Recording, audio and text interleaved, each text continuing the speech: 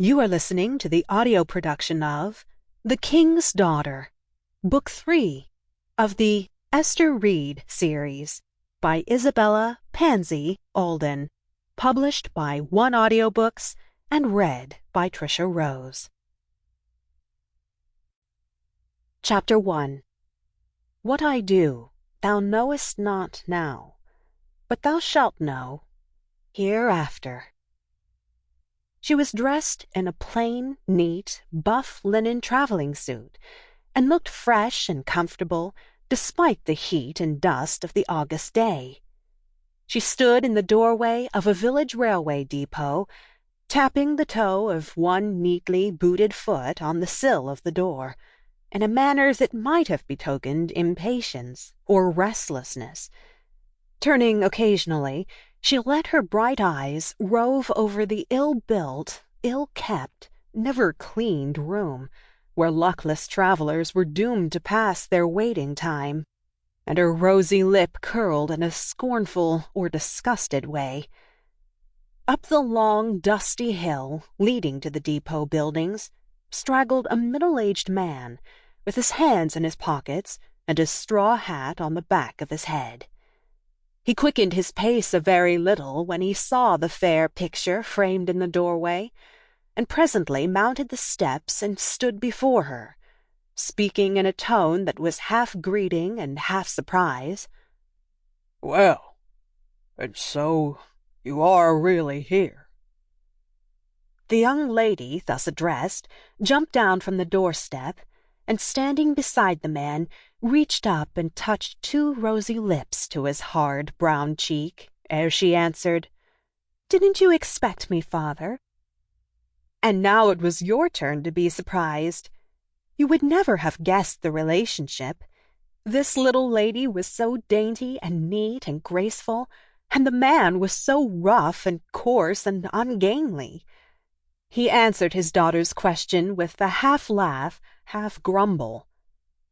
"Oh, kind of, and kind of not.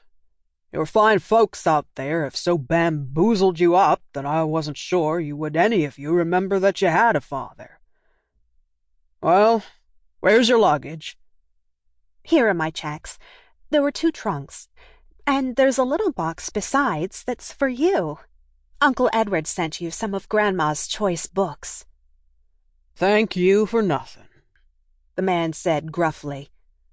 "We need 1,000 things more than we do books.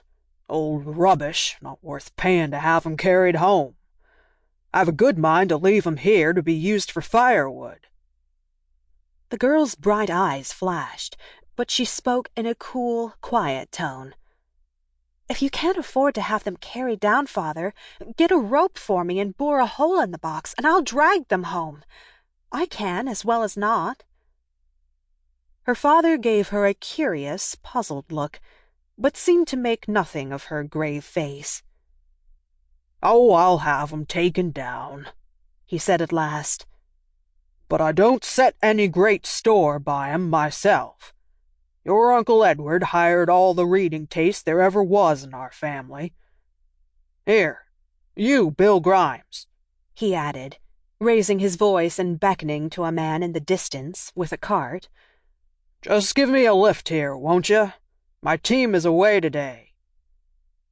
The man drove around to the depot steps, and the two were busy about trunks and bundles, the young man giving the dainty maiden sly glances whenever chance favored him, until she turned toward him and said, with frank kindness, "How do you do, Mr. Grimes? You remember me, don't you?" Then he doffed his cap, awkwardly enough, while the red blood mounted to his very hair, and could go no further, even when the elder man put his hands on his fat sides and shook with laughter. "Mr. Grimes!" he ejaculated when he could speak. "Now, if that ain't the richest note!" And he went off into another laugh. "I reckon you ain't heard that name before since the old man died, have you, Bill? Come, Dell, you mustn't go to putting on airs here. You ain't down in Boston now, you must remember." The imperturbable calm of the young girl's face and the Sample complete. Ready to continue?